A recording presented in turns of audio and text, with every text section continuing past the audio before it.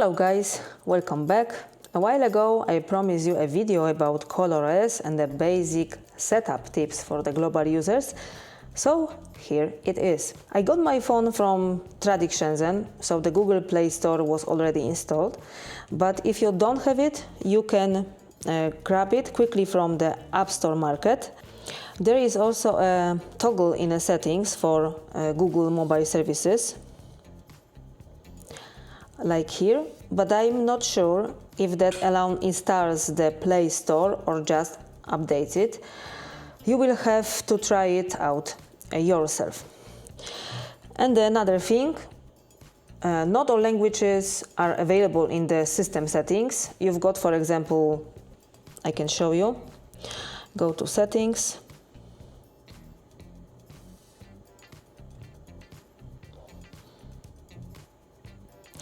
We have Chinese, English, Deutsch, Espanol, Filipino, Indonesia, Italiano, French, Russia. But if you don't have your language on this list, you can change the language for apps from Google Store using the app called SetEdit.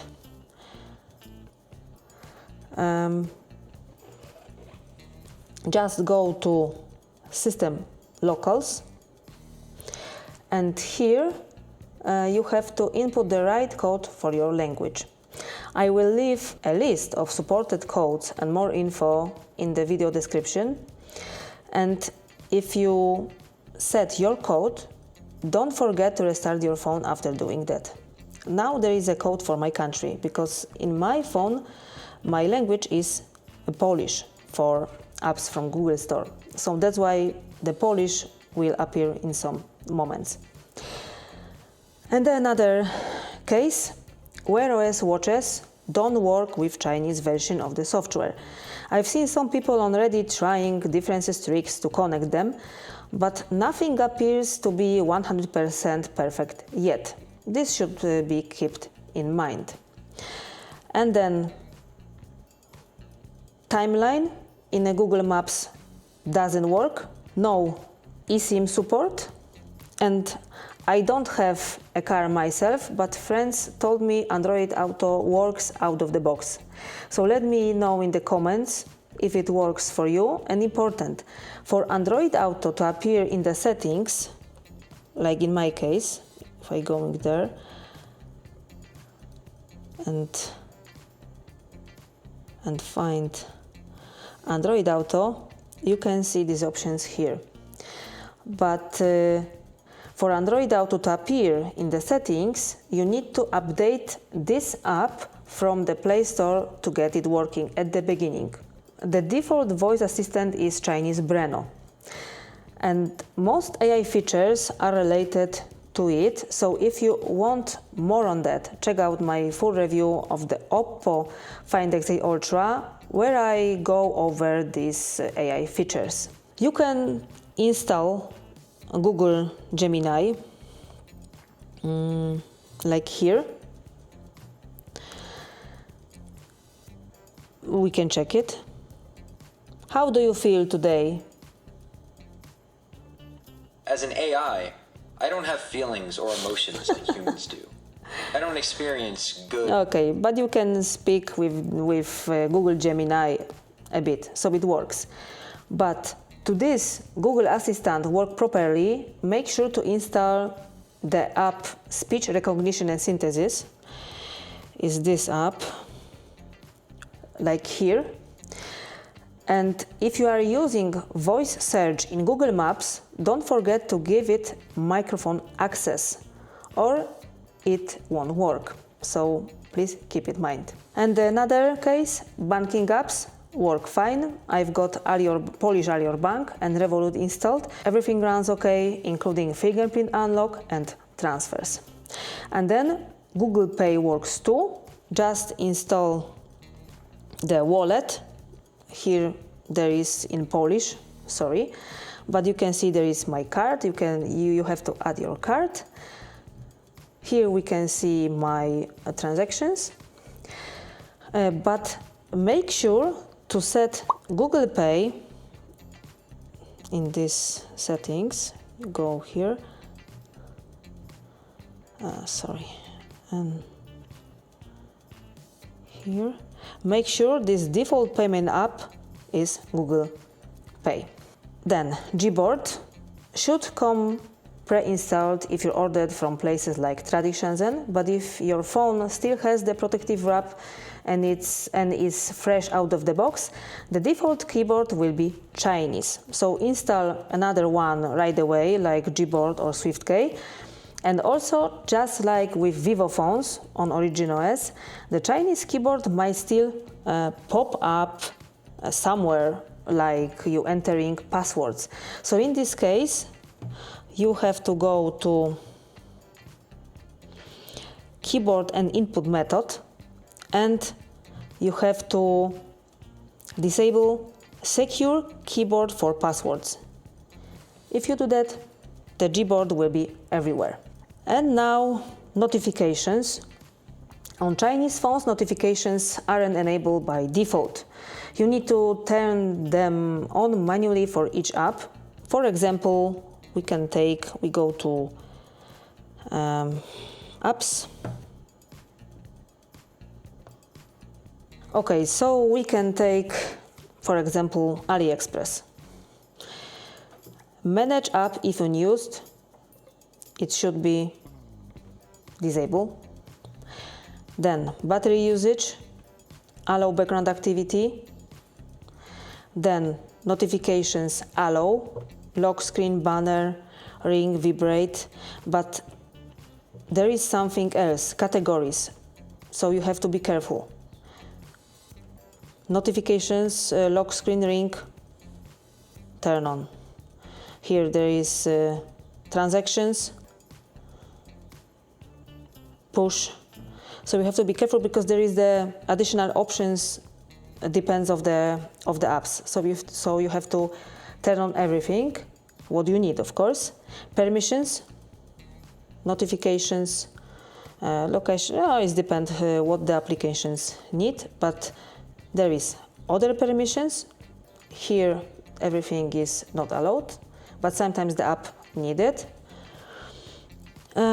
We can check the another one. Connect is a good app because there is a Garmin, the application for Garmin. So notifications allow, device communications allow, find my phone allow, badges allow. Okay, permissions, there is a much more permissions, and other permissions, look, allow is depend on app.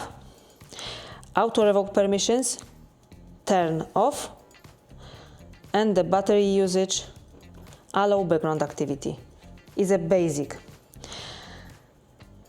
But another thing, you have to go to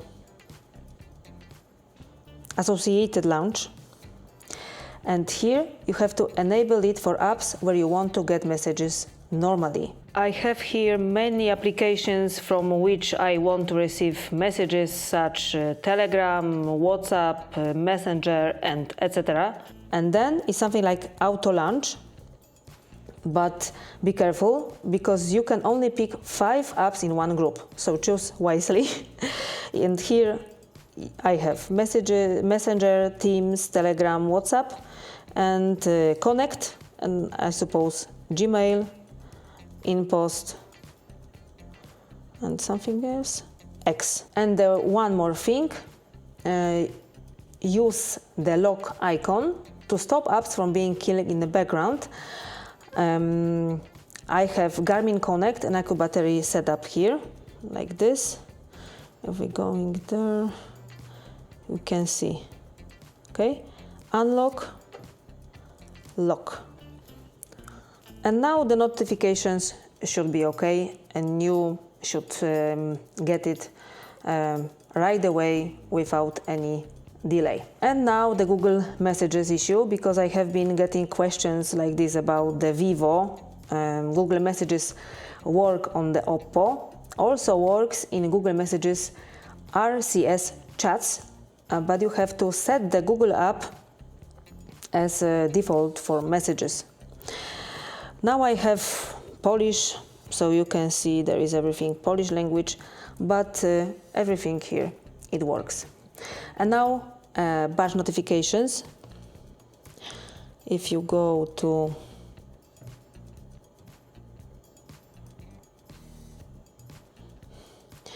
of course, you can choose dots or numbers on app icons. Of course, it can be set, but it doesn't work for every app because you can choose a lot of apps, but Telegram, for example, doesn't show up in the list. I don't know why, but it is like this. And then always on display. Always on display works fine, and you get notifications from both system and third-party apps. However, unlike on Vivo on Origin OS, you can't choose which apps show notifications on Always on Display. The notification center at the beginning looks like on iPhone. Like here there is a control center and here is a notification, the messages, yes? If you want more classic Android look, go to Settings,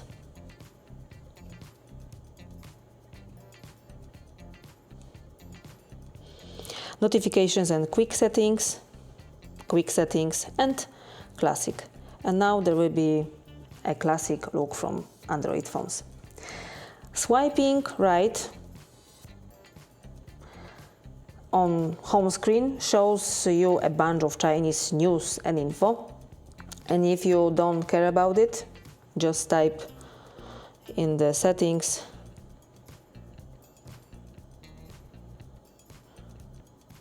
quick glance, turn off, and that's it. The another issue is bloatware. You can uninstall most of Chinese apps directly from phone, but if you want to do it all in one go, use ADB app control on your computer. But don't forget to turn on USB debugging in developer options first. There is a basic. And like other Chinese phones, Oppo does support call recording. Just open the phone app, 3 dots, settings, and here you have call recording, and choose whether you want to record all calls, unknown numbers or specific ones. Is of course up to you. And one more heads up, themes, wallpapers and extra downloads don't work unless you are in the region where Oppo is officially sold. So if we go here,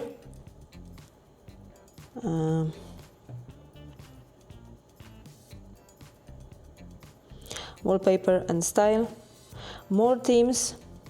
If you try to download, you can see the informations, you can translate it, so you won't get the full theme store like on Xiaomi or Vivo from Chinese distribution.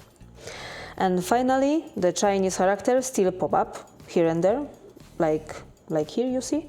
For example, when you get notifications from the app market, now I don't have, but on a weather widget, here you can see, because there is an official Oppo widget, you kind of just get used to it after a while. So I think that's everything I wanted to share with you now.